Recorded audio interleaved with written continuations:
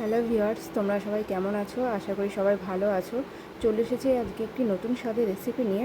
কীভাবে কাঁঠালের আটি দিয়েও যে রান্না করা যায়, নতুন নতুন তরকারি রান্না করা যায়, আর সেটাই তোমাদের সঙ্গে আজকে শেয়ার করব। তো আমি কাঁঠালের আটিটা নিয়ে নিলাম। এবার সেটাকে আমি ভালো করে ওপরে সাদা খোসাটা ছাড়িয়ে ফেলবো।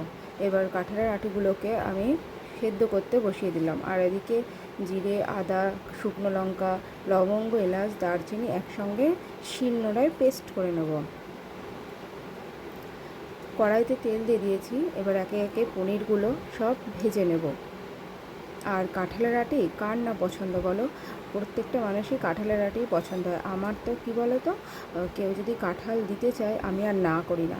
কেননা কাঁঠাল যদি পছন্দ নাও হয়, আটিগুলো তো পাবো, আটিগুলো তো দিয়ে তরকারি রান্না করা যাবে। সেজন্য আমি আর না করি না। কাঁঠালের আটিগুলো ভেজে নিলাম, আলুটা ভাজা হয়ে গেল। এবার কড়াইতে আমি জিরে ফোড়ন দিয়ে দিলাম আর তেজপাতা দিলাম। এতে তেজপাতা দিলে একটি বেশ ভালো ফ্লেভার আছে। আর লবঙ্গ, এলাচ, দারচিনি এগুলো আমি ফোড়নে দিয়ে দিলাম। এবার বেটে রাখা শুকনো লঙ্কা যে পেস্টটা ছিল, আদা, জিরে, লবঙ্গ, এলাচ, দারচিনি, তো সেই পেস্টটাকে আমি দিয়ে ভালো করে নাড়াচাড়া করে নেব। আর মশলা শুধু যদি আমি তেলের ওপর নাড়াচাড়া করি তো পুড়ে যাবার একটা সম্ভাবনা থাকে। তাই আমি সামান্য একটু জল দিয়ে দিলাম।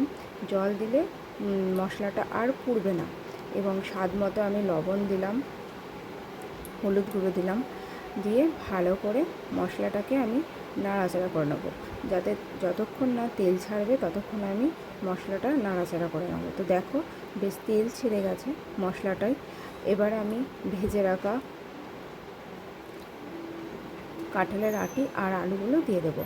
দিয়ে একসঙ্গে মিক্স করে আমি ভালো করে মশলাটার সাথে নাড়াচাড়া দিয়ে নেব, যাতে কাঁঠালের আটিটা আর আলুটার মধ্যে ভালো করে মশলাটা ঢুকে যাবে। দেখো, এত সুন্দর লাগছে, মনে হচ্ছে সে রান্নার আগেই এই মশলা মাখা আলু আর কাঁঠালের আটিটা খেয়ে নিই। এবার ঝোলের মধ্যে পনির দিয়ে দিয়েছি আর জল দিয়ে দিয়েছি। ভালো করে আমি এটাকে সেদ্ধ হতে দেবো। তো দেখো, প্রায় আমার রেডি হয়ে গেছে কাঁঠালের আটি দিয়ে পনির। তোমরাও বাড়িতে ট্রাই করতে পারো, বেশ ভালো লাগবে, মজাদার একটা রেসিপি। ধন্যবাদ।